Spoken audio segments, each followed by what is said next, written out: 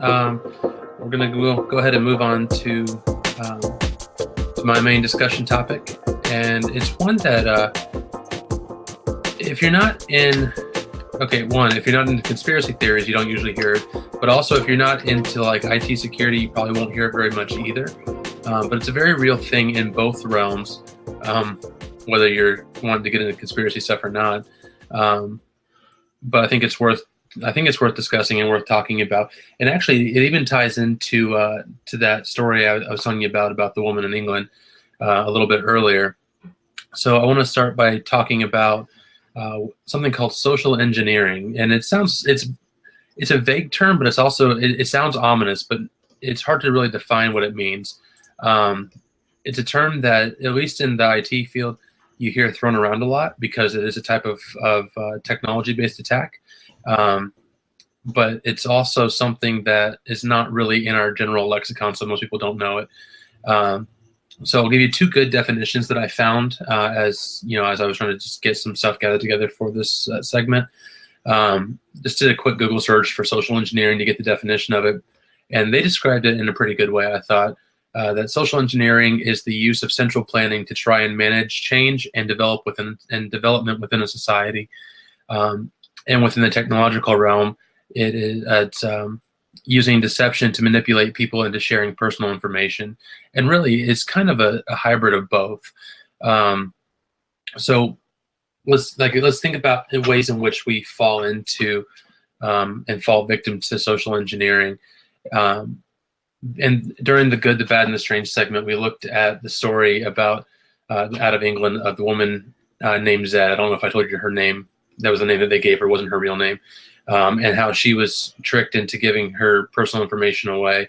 And she lost control of her Facebook. She lost control of her iCloud account. The article specifically talked about the spear-phishing attack, where she was specifically targeted by an attacker. But the reason why she was specifically targeted was, or the method that was used to specifically target her, is what we know as social engineering. It's because she was being approached by somebody who was using a hacked account of a friend that she had. And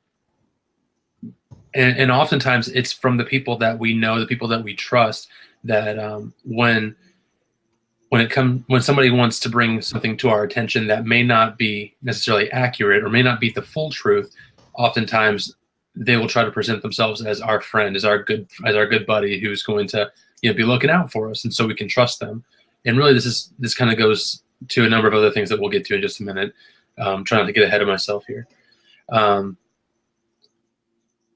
So here's an example. A few months back, because it doesn't have to be individuals. Like a few months ago, I got an email alert from Fox News that said, breaking news: Brad Pitt is dead by suicide. And I was like, wait, what? That's kind of weird. I'm not a big Brad Pitt fan, but I don't want the guy to die. That's pretty awful. And I was about to click on it, and I soon realized that it wasn't legitimate for a couple of reasons. One, I don't subscribe to Fox News, and two, even if I did, it was going to my work email account, which I don't have anything like that going to. It's only internal work emails that I put on there. So I did a little digging around, and here's what I found. I hope you can see that there. Brad Pitt death hoax is actually malware that can destroy phones and computers and expose sensitive information to hackers. Wow. Yeah, I mean, and this is what's known as, they were using a phishing attack was the method of the attack, but what was behind it was social engineering. They were taking a trusted source that, Fox News is a company that, whether you like them or not, for their media coverage and for their own particular right-leaning bias, they're a name brand. They're a household name that everybody knows. Everyone knows Fox News. Everyone knows CNN. Everyone knows MSNBC or Microsoft or Apple. And so by proposing that they are that organization, we inherently will trust them, click on the link to see what's going on, rather than doing our own investigation by going directly to their own site, if that makes sense. But the point of the whole thing is that we need to be really careful. We need to be more thoughtful as individuals and as a society, really, to avoid social engineering attacks, whether it be technological attacks or even people who think that they know better than everybody else, the people who think that they should be able to plan the way our society is going to look. And something I want to bring up to talk about this a little more is politics in the news media. And honestly, I think that this episode of the show kind of really tied a lot of things together inadvertently. I mean, Chris and I didn't do any planning ahead of time, really, to kind of line up with what each other were going to talk about. But I think that the gaslighting and social engineering both really complement each other very well. People these days don't generally trust either the politicians or the news media. In case you missed it, welcome to 2017. And one of the ways that you can quantify this and really see it is in a 2016 Rasmussen poll that came out. I want to say it was in September. Let me get the date real quick. Let's see. Here we go. I don't know if you can see that there. Yeah, it's September 2016, September 30th. Most voters don't trust the media fact checkers, and that really shouldn't be a surprise. And if you read through the article, you find that a lot of times it has to do with the Trump supporters didn't trust it because they felt like the media was skewed and biased, which they clearly are, and we all kind of know that already. But it's interesting as you start going through this stuff. The Rasmussen survey found that 62% of Americans don't trust the news media fact checkers. A Gallup poll that came out in 2014, I couldn't find any more recent data than that, so that 75% of Americans saw widespread corruption in Washington. And that was actually fairly, it went back, I think, to 1970, and it had been around 75% roughly, fluctuating a little bit here and there every few years. But it stayed right around there. So there's a general mistrust of the media as well as of the government within the American people. And I bring this up because I believe it's indicative of the fact that the people recognize that they're being manipulated and that they're being lied to, gaslighted, if you will, in order to meet a political agenda. And Chris, you mentioned that we're not political scientists, and yeah, we're neither of us really are.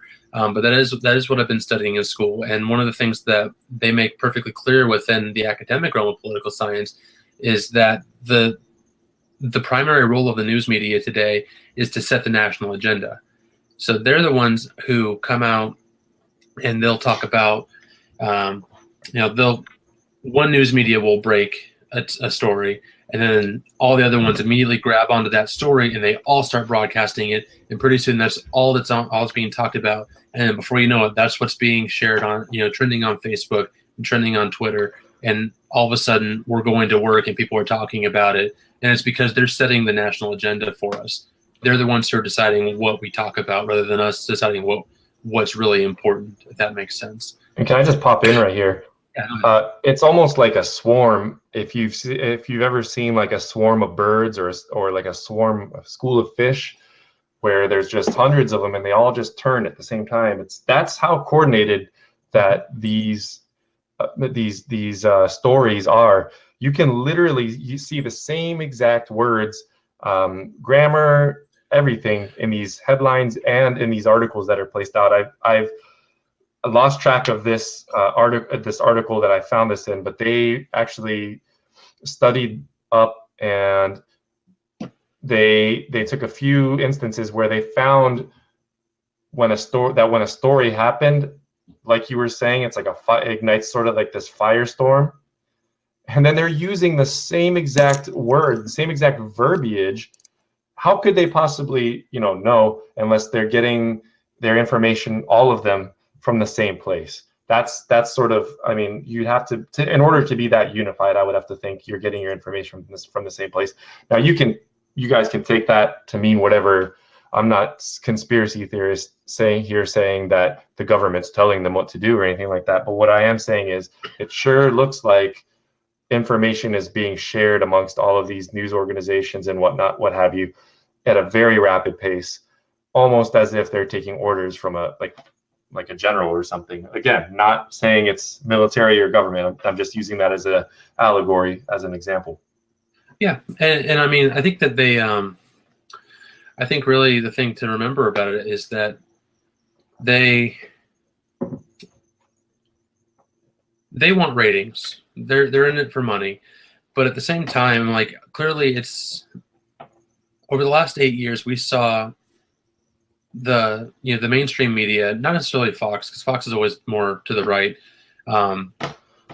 but you saw CNN, you saw MSNBC, you saw Huffington Post. You see these sites that are carrying water for the Obama administration and for their policies, and they're pushing hard for this stuff because they're trying to shape that national agenda. They're trying to get society on board to be, they're trying to as they talked about, I talked about the definition of it, they're trying to use central planning to manage change and development within society. But then on the other hand, you see the reverse happening now with Donald Trump. I mean, there's this irritating war going on between Trump and CNN in particular. CNN is just totally off their rocker right now. I don't know if you've kept up with anything going on. One of their news hosts completely just started cursing on air. I saw that as one example. A news host. They're losing it, man. They're not going to last much longer if they keep this up. I mean, to be honest, the problem that I saw with it was that the thing that I noticed was, I want to say it was Wednesday or Thursday morning. I can't remember which one it was, and I happened to be out, and I saw a news conference or not a news conference. I'm sorry, it was a live broadcast from London, from Parliament, and the Prime Minister was speaking after the attacks and giving her address to the House of Commons, and it was, honestly, I thought it was a fantastic speech. It was, I don't know if you heard any of it or not. I saw that one. To be honest, I mean, there's some of the things, I'm glad I don't live in England, to be honest, because, I mean, you don't have a whole lot of liberty over there right now. You're not going to have much more left after this, it seems. But it does seem like the speech was very Bush-esque after 9/11, if that makes sense. But it's, afterwards, I was flipping through the channels, and I noticed that, all the different news media, even like the smaller ones, like Morning Joe, not Morning Joe, I'm sorry, HLN or something like that. I can't remember what they are. I can't keep track of them all anymore. But they were all talking about what happened in London. They were talking about the arrest that happened afterwards. They were talking about the Prime Minister's address. And then all of a sudden, I get to CNN, and they're talking about Donald Trump and something he tweeted. And I'm like, are you serious? You are so off topic. I don't understand why you can't stop talking about the president. Anyways, I digress. I apologize. But that does really play into your sort of the central planning aspect of it, where these guys are almost too unified that it looks for all the world like some sort of central planning with these media outlets being so unified for the most part. We do have sort of a CNN going off their rocker, but I think that may be something separate where they're just really struggling with Donald Trump, his barbed words towards them. Yeah, and honestly, I think that part of it too is that we see our government as as one united body, one united front. However, I think really what we're starting to see now is we're starting to see the political factions. Like you look at the things that the media's been putting out, and especially CNN, about all these leaks that are coming out. I thought Trey Gowdy had a great line of questioning to James Comey this past week, where he was talking to them about he was asking them, like, where are these leaks coming from? Like, we keep talking about the motive of the leaks, but who cares about the motive of the leaks? Who's leaking them, and why are they not getting prosecuted or investigated? And I thought that was a great point. But to get back on point, apologize for getting off topic again. Like you said, it really shows this union between the media and the politicians to drive our national agenda. And it really is a form of social engineering. And it reminded me of something, and I share this with a lot of people, honestly. It's one of my favorite essays that I've read over the years, and I'm going to link it in the show notes if anyone wants to check it out. Here, let me bring it up here on the screen. It's an essay from George Orwell written in 1946 called Politics in the English Language. And a lot of people nowadays, they like to, they cite 1984 and Big Brother's Watching You and all this other stuff. This article is one of the most profound things I have read in years. And it's all about the debasement of our language, and it's about the way that politicians in particular, but news media also, and a number of other, anyone can do it really, but he focuses primarily on politicians and educators, and the way that they will latch on to certain catchphrases or sound bites, as we would call them today, and they use that to drive the national agenda. They use that to drive what everyone is talking about, in a way that it creates this idea in our minds to where something happens or somebody brings up a particular topic, and immediately something just pops into mind, and so the person will answer. So, for instance, if you and I got into a conversation about, I don't know, fake news. We'll go with fake news because that's the only thing that pops into my mind right now. Fake news was not a thing, 8 months ago, 9 months ago, 10 months ago. It's something that popped up at the end of the election. It was originally started by the media. I think it was by CNN that brought it up originally. And then Donald Trump took it and ran with it and just won't let it go for whatever reason. But now it's become a household phrase, just like alt-right. Alt-right wasn't even a term until a few months back. But the media and the politicians drove that jargon so much to where it's become ingrained in our psyche now, along with the arguments along with it, for and against those things, to the point to where if you go out into the marketplace, if you go out to the grocery store, if you go to work, or if you go on Facebook or Twitter or whatever whatever your preferred outlet is, and you start a conversation about fake news, or you start a conversation about the alt-right or whatever, you're going to hear the exact same arguments from just about every single person, because they're not actually thinking for themselves. And that's what Orwell talks about in here, is the way that we're essentially social engineering in the 40s is what he talks about here, about the way that we use our language in a way to shape the conversation without drawing a mental image of what's actually being said, if that makes sense. Yeah, that makes complete sense. And that sort of harkens back to me as well, before George Orwell's time, to Edward Bernays and his book Propaganda, where he talks about that there's basically these, for lack of a better term that I can think of right now, tastemakers that will shape society. So in other words, by saying tastemaker, these people are telling us, they're giving us our tastes. So you know how you have a taste for like McDonald's hamburgers? Well, you have that, there's a good chance you have that taste, for example, because of something that, a commercial you saw, or someone famous you saw doing it. There's all kinds of reasons that go into it. But then when you go beyond just that aspect of the commercial you saw, you go a step or two higher. There's planning that goes into that from the McDonald's, the company, for example, that says, how can we best access this person's desire to eat a Big Mac? And that's part of how they were able to become so successful, from becoming just a chain, not even a chain, but a single restaurant. I forget where they started, I believe California, close to where the area I live in, Los Angeles. But to go from a single store into what they are now, serving quote unquote billions upon billions of people. So using that as an example, they're able to shape society, these tastemakers, these politicians, whatever, even now social media, we see a lot of people who are able to, they have 100 million followers on Facebook, and they're just like an average Joe, just like you and me. Mm-hmm. You got this guy PewDiePie, who's got hundreds of millions of followers on Facebook, or excuse me, on YouTube. He's just a regular average Joe, just like anybody else. But now he's got, up until recently, at least, he had contracts with Disney and all kinds of large corporations. Obviously, that can be a bit of a cautionary tale. Yeah, you make a bad life there's people choice out there who feel that the reason what happened to him was a little bit political. I won't go into that now, but that's a side topic. But back to Edward Bernays, and central planning as well, with and tying that all in with George Orwell.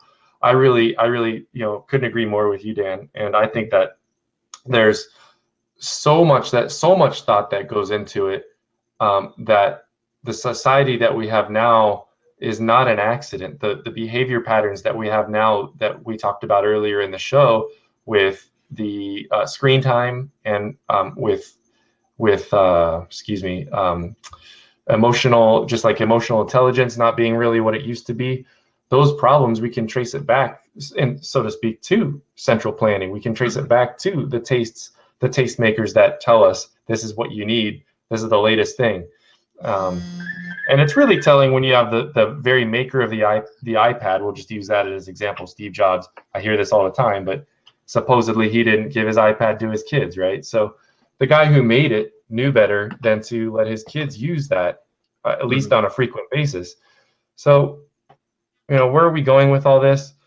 Or where I feel like, then what's the point that we can make here? Well, honestly, before we go there, anyone who hasn't already read it, you should definitely pick up a copy of Propaganda. I think I told you about it originally, Chris, back in the day. But I'll see if I can find a PDF copy online and link it in the show notes if anyone wants to read it. It's a fantastic book. You read the first page and you're like, holy crap, this is our country right now. I mean, he's the guy who popularized bacon and eggs for breakfast. He's a big reason why smoking became such a big part of the early, the women's suffrage movement in the early 20s. That story is really interesting in and of itself. Yeah, he did that.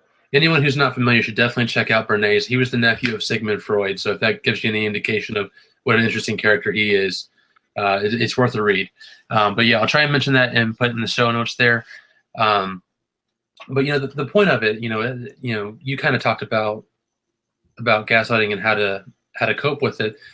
I kind of had a similar idea. Like how do we start to reverse social engineering, and how do we reverse the effects of it? Like, honestly, I'm not exactly sure. I think it's big. It's a big topic, and it's something that we can't boil it down to like here's a 3-step program or a 12-step program to stop being socially engineered or something like that, because it's not just an individual. Gaslighting is like, okay, that's usually a targeted one person kind of thing, whereas social engineering is usually it's related to an entire community, whether it be an entire national population or a city or a state or even just a household of people. But I think it's important to remember that conditioning can be unlearned, and the best weapon we have for combating it is truth, because sometimes they're telling you the truth, but they're not telling you the whole truth. So, for instance, like we can use the truth to get the point across, and oftentimes it just involves a little digging, a little homework, and being intellectually curious enough to ask them questions to find out what the other side of the story that goes along that hasn't been reported or hasn't been discussed. The media they edit things a lot, and you'd be surprised at how many articles are out there that you get one side of the story, and when you start digging into it, case in point, I don't know if you remember this. I can't remember what year it was. I think it was like 06 or 07 when President Bush landed on the aircraft carrier with the big mission accomplished banner behind him. You remember that? Yeah. That was on all the headlines everywhere in this country. Like every newspaper, I remember seeing it all over the place. The same day, do you know what the headline was in most of the other places around the world? I don't. It was about children and like a family with their children who were killed in Iraq by American soldiers because they refused, or they failed to follow orders because they couldn't understand the language. So, we were celebrating this great victory of the war effort, while at the same time atrocities were being committed that we weren't, no one was talking about in this country, but they were talking about it all around the world, if that makes sense. But and there's other things that can obviously apply to that. But if the media or the politicians are going to spin a topic to focus on one thing, there's usually 2 or 3 related things that they're going to be omitting. So that's kind of I think the takeaway is to be mindful, to be to be intellectually curious enough to take the time and the effort to do your own research, to not be so naive as to think that you're always going to get the full truth from everybody. Or especially from someone who's in authority, who's in power, who wants you to think the way that they want you to think, so that they can have their plans and their agendas the way that they have them planned out. Well, and you said earlier, Dan, that the media does tell the truth sometimes, and yeah, I mean, fairly frequently they do, and other times they don't. And tell me what you think of this. Tell me if you disagree with this, but I believe that they tell the truth, but it's mostly to use it in the hook of the mouth of the unbelieving public. So, for instance, people who wouldn't normally grab a hold of a story, they would tell the truth just enough, or give just enough information so that they sound unbiased. They sound as if they have the best interest of you and I and others in mind, but it's really to continue to keep us feeding from the trough, if you will, the same trough that we've been eating from, the CNN trough or the Fox News trough. It's just enough to continue that. Honestly, I think that it's partially that they want us to keep coming back because that means more ratings, that means more money in the long run for them. But I think at the same time,